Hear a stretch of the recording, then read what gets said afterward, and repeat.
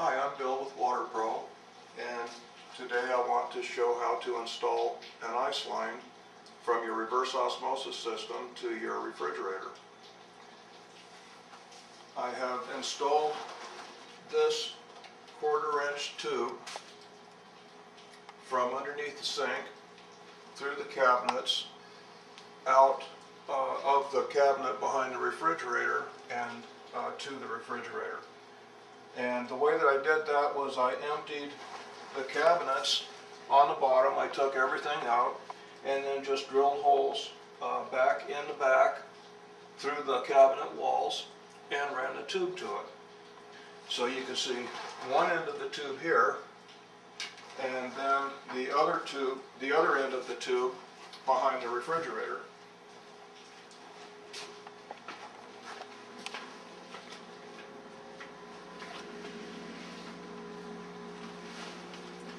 Now this is where the tube comes out of the cabinet, and I've left the tube long enough so that when it's attached to the refrigerator, you can pull the refrigerator out at a later date without stretching the tube. So I'm going to attach the tube to the refrigerator with this brass nut, 1/4-inch brass nut. I'm going to put this half-lip ferrule over the tube, and I'm going to put this insert into the end of the tube. Now the insert is to keep the end of the tube from crimping down, and the half-lip ferrule is to seal between the brass nut and the connection of the refrigerator. So I take the end of the 1/4-inch tube with the insert in it, and I shove it down into the connection. Then I shove the half-lip ferrule down firmly against the refrigerator connection, and then I slip the nut over it and tighten it up.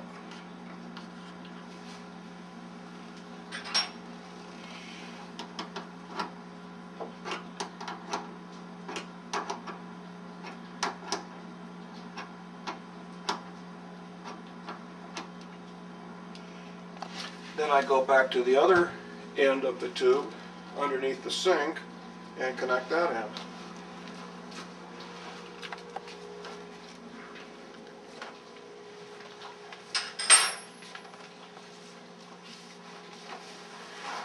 This is the other end. I have already cut the tube that goes from the reverse osmosis system to the faucet, because that's the tube that we connect the ice line to. And I cut that with a tube cutter, just like this. Or you could do it with the utility knife, like this.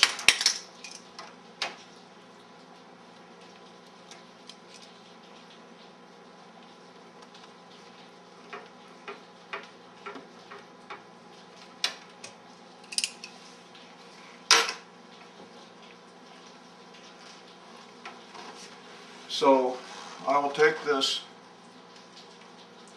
male branch T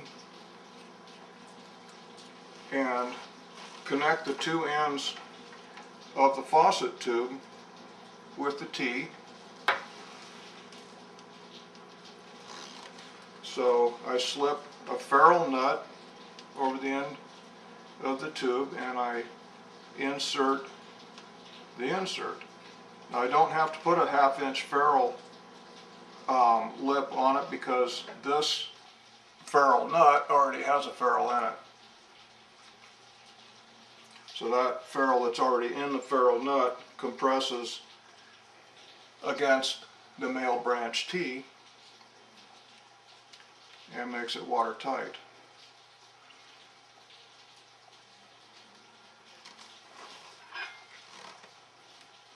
When I'm tightening these plastic fittings, You want to tighten them tight enough to not have a leak, but you don't really want to crank down on them hard as if you were tightening down steel nuts and bolts. So I'm going to put a ferrule nut on the other tube, go into the faucet, install the insert, and connect it to the male branch T.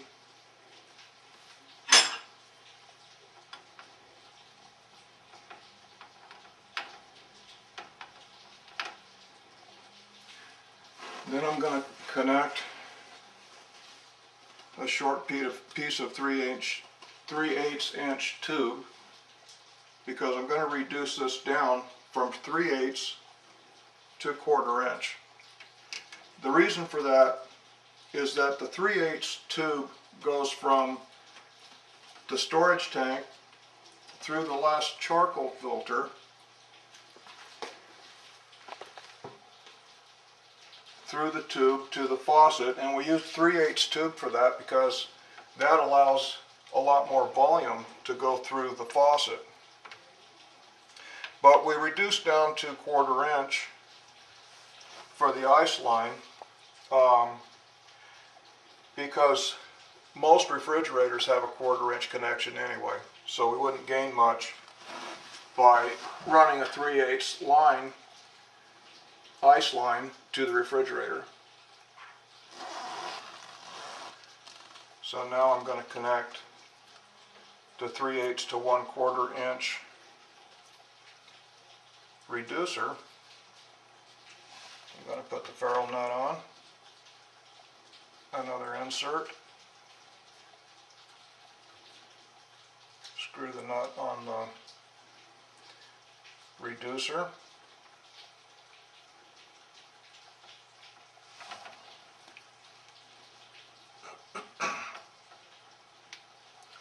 then I'm going to put the 1/4 inch ferrule nut on the 1/4 inch tube.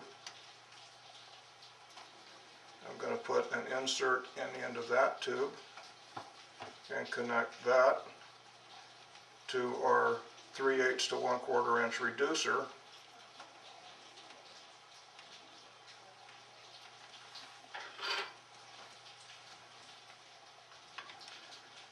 And then I'm going to tighten that up.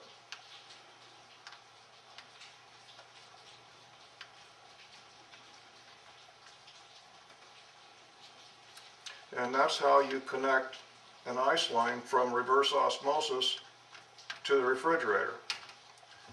You take the water from the tube that's going to the faucet, you connect a T to it, you run your ice line all the way back to your refrigerator.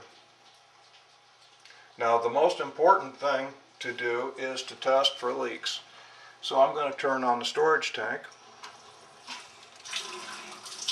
Water's coming out of the faucet now, so I'll turn that handle off, and then I'm going to reach back here and turn on the water supply, the feed water supply. That's on, and the way that I'm going to verify that after turning that faucet on, this valve on, I'm going to verify that the water is actually coming from the cold water supply through the filter and through the faucet by turning off the storage tank and checking to see if I'm getting a small amount of water through the faucet, because that is the rate at which the reverse osmosis system makes the water. And so we know that we're getting water through the filtration system. So we'll turn it off, and we'll turn the storage tank back on, turn on the faucet.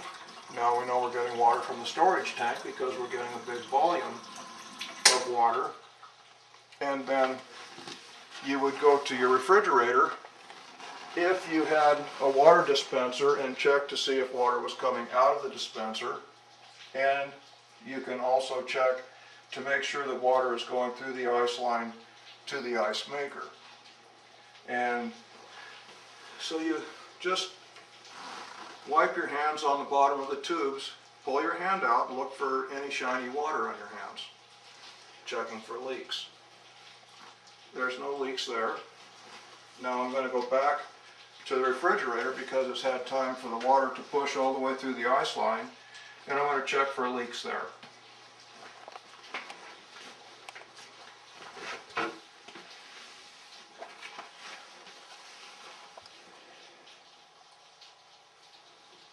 The easiest way to find a leak with reverse osmosis systems is just touch the connections and then look for shiny, wet water on your fingertips. And there is no leak here. So the ice line connection is complete. And for further information or quality parts, visit our website, our WaterPro website.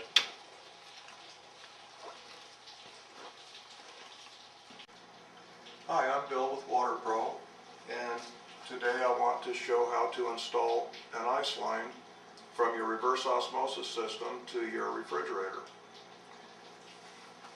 I have installed this 1/4-inch tube from underneath the sink through the cabinets out of the cabinet behind the refrigerator and to the refrigerator.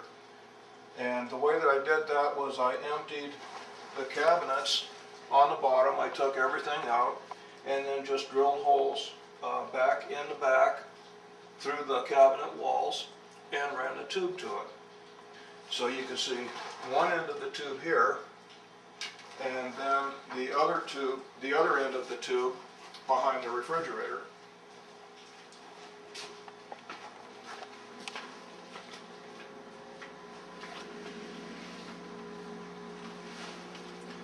Now this is where the tube comes out.